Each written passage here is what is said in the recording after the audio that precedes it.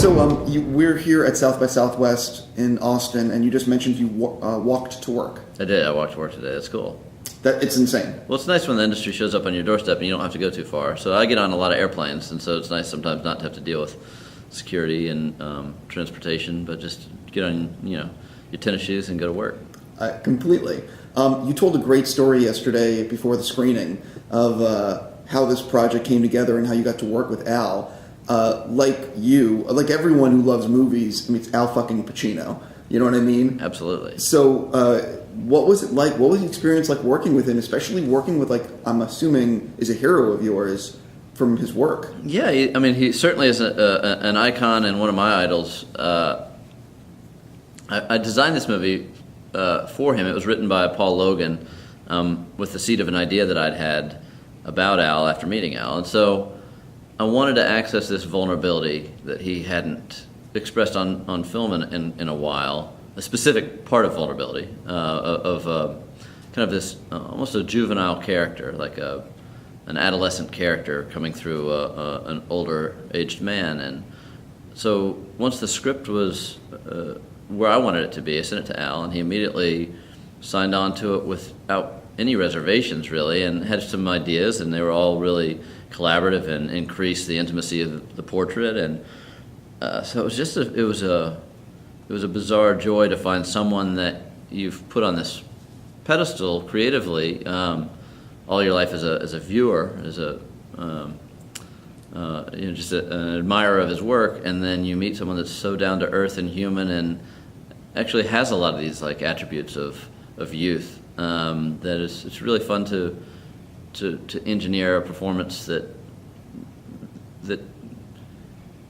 demands he reveals some of this personal life to you. And so you can really get to know a guy, and it's the best part of making films for me is the relationships that I develop with actors, and he was no exception. It was just amazing, not only because of the bounds of his body of previous work, but just the pleasure of going to work every day and hanging out with Al Pacino. Did you was this the most friends and family that wanted to visit a movie set of all your movies? Oh man, it was wild. It was. There were a lot of people showed up to say hey, but it was fun. Like he wasn't a guy he's not an actor that hides in his trailer. We're shooting, it's a low budget movie, and we're shooting mostly in the neighborhood in and around where I live here in Austin.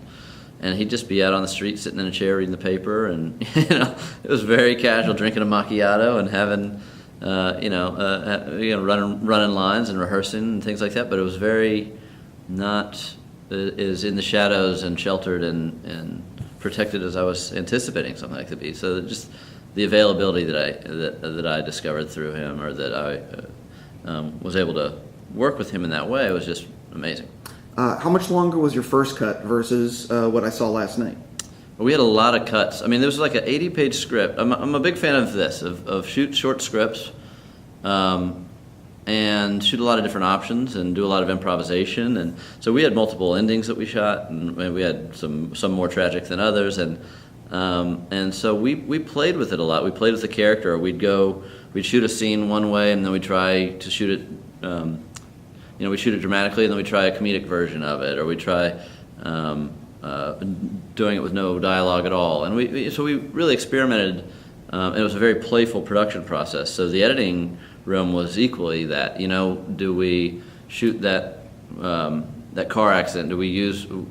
It wasn't conceived as this one-shot slow motion type of event.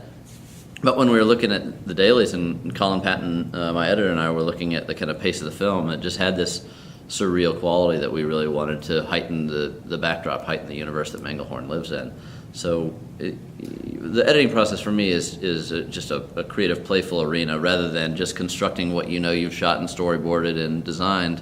For me, it's let's just start a path with a note and then see where we want to end. And much like the writing process is for me as well. But this went in some unpredictable directions. I mean, we shot some drastically, radically different things for the movie, and then when we were watching it, some of it would be more appealing than others, and we put together the one we liked the best. I think the scene that really played well in the theater, just maybe for me because I was just so frustrated, was that diner scene with him and Holly, where you just want him to start being more in the room with her. And anyway, it was. I sat next to my dad watching it for the first time, and he wouldn't look at the screen during that scene. He was so I thought he fell asleep, and I looked up, and he's just shaking his head. It's very it's funny because. It's a very uncomfortable scene as an audience member. Right. You know what I mean? I wrote the night after we filmed that scene. I emailed to name drop, but an inspirational person. I emailed Todd Solondz and said, "I did all I could today to try to channel you, brother." You also cast an interesting person as a co-star in the movie. And talk a little bit about what the motivation was and what did he bring to the table. Who are you talking about? Harmony. Harmony. Yeah. What did he bring to the table? Just he's fun as hell, dude. I've known him for a long time, and he'll send me a script every now and then, and we'll shoot the shit about how frustrating it is trying to get something weird made, or So he's just a fun guy to bounce ideas off of constantly. And then I was at South by Southwest 2 years ago when he played Spring Breakers there, and Franco and the ladies are all up on stage, and then Harmony's out. And I just couldn't take my eyes off Harmony, which is a funny, strange, probably says more about me. But I just thought Harmony was this really charismatic, interesting dude on stage. I'd never seen him in that light. Just eating tacos with him or something. But so you see a guy on stage handling a crowd, and it was amazing. It was like a magical thing. And it was when we were starting to put the movie together, and I just convinced Al to do it. And so I'm trying to think of who should play his son, who should play Gary, and who'd play his love interest. And so I remember I was at the Dallas airport, and I just was I got some random email from Harmony about something. I wrote him back. I was like, yeah, answer this question. It's but also, would you be interested in acting in a movie with Al Pacino? And it's just, his reaction, I wonder if I kept it. I probably kept it. It just he wrote back, sounds dope. So, but it was fun. That sounds like him. Yeah, it was great because me and him and Al can just sit around and talk about 70s movies all day, which is the greatest thing you could do as a film geek. I really hope you film that. Go on. Oh man, so many times that whenever we're relighting, it was almost like the one time in my life where I like the wait between lighting setups, because sometimes it's just tedious and boring and I want to get to filming. But in this case, it was okay, so where were you, Al? Tell that story about the first time you met Brando. Right. And then Harmony would, be a big part of that, and talking about, great old character actors from the 70s and things like that. It's just too good. And his, Harmony just has boundless energy. He can't really do the same thing twice. He's not going to memorize a long monologue and do something like that. But if you want what his natural energy and charisma is, man, he's got tons of it. And yeah, it's also cool because you have a director there that sometimes you're oh man, I'm up against the clock. People are getting tired, and we're trying to shoot the scene. And he'd say, well, here's a quick way you could knock it out real quick, and it might be an interesting way to look at it. And then he'd always be right. So we just do that. So it's kind of cool to be able to have somebody, in addition to your traditional cohorts, my DP and sound guy and production designer, these are people I've worked with on 11 movies now, and we have a great refined machine in how we deal with each other and communicate and inspire each other. But it's great when you inject new blood into that also has ideas and collaborates and has the same kind of juvenile, playful spirit that we all have. Totally. I'm about to run out of time with you, so I have to ask you. I'm very excited for Our Brand is Crisis. Me too. Which I believe you've wrapped on? Yeah, almost. We're shooting a little chapter, so we have one more location to do.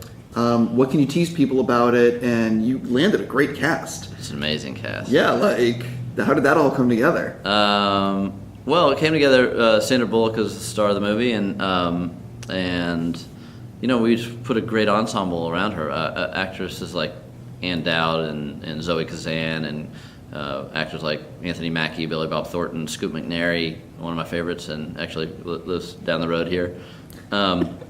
And it's just, it's inspired by the Rachel Boynton documentary of the same title that came out a few years ago about American political consultants in Bolivia. So it's just amazing education going down to Bolivia and filming and, getting into a very politically minded, politically charged film. I haven't done that. And so it's, great to kick in some of the energy, aesthetic, and intellect that a movie like that demands. And it's just a fun cast, playful. We get to, really let those really talented people loose and do something I think is pretty distinctive within that genre. When are people going to get their first look at it? I don't know. We haven't really even talked about it. It's been done we made it really quietly and pretty economically, and we've kind of gone off the radar to whip it together, and haven't even been talking about release dates yet, which is cool. Do you think? So hopefully we'll be back here next year at South by with it. That'd be fun. That's what I was going to ask. I mean, do you see it as a Sundance movie? Do you see it as a South by? Do you? I don't know. I'm not sure what. I mean, it's Warner Brothers, so it's a studio movie, and we got some big guns behind it. So that'll be refreshing for me because you're always trying to get these intimately financed independent films. You're trying to cram them into that market with minimal costs and stuff like that. So it's nice to have people that actually can muscle a movie into the world behind it, which is going to be exciting for me. That whole Sandra Bullock can get on talk shows too. Absolutely, yeah. She's just awesome, man. You shoot a movie that's very difficult, and after the big chunk of the production, she's like, let's just take a vacation. So a lot of the crew just goes and hangs out together even after you wrap, and just it's the way to make movies. And it's just got to get the right people, the right voices, the right talent, Totally. and the right mindset. Thank you so much for your time. Wish I had more time with you. You have a lot more interviews. Thank you so much. All right, man.